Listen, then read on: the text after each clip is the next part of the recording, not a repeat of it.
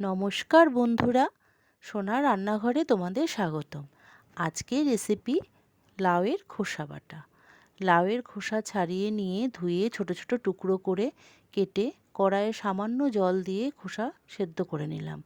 এবার কড়াইয়ে একটু তেল গরম করে কালো জিরে, শুকনো লঙ্কা, একটা কাঁচা লঙ্কা, পেঁয়াজ কুচি, কয়েক কোয়া রসুন, নুন ও হলুদ দিয়ে ভালো করে ভেজে নিলাম। তারপরে সেদ্ধ করে রাখা লাউয়ের খোসা ও ভেজে রাখা পেঁয়াজ রসুন ঠান্ডা হতে দিলাম। ঠান্ডা হয়ে গেলে মিক্সিতে বেটে নিলাম। এরপরে অল্প তেল গরম করে বেটে রাখা খোসা দিয়ে লো ফ্লেমে কিছুক্ষণ নাড়াচাড়া করে সামান্য একটু চিনিও দিলাম। কিছুক্ষণ পরে যখন মাখা মাখা হয়ে গেছে তখন নামিয়ে নিলাম। তৈরি হয়ে গেল লাউয়ের খোসা বাটা। আমার এই রেসিপিটি যদি তোমাদের ভালো লাগে তাহলে প্লিজ একটি লাইক ও সাবস্ক্রাইব করে দিও। তোমাদের একটি লাইক ও সাবস্ক্রাইব আমাকে এগিয়ে যেতে অনেক সাহায্য করবে।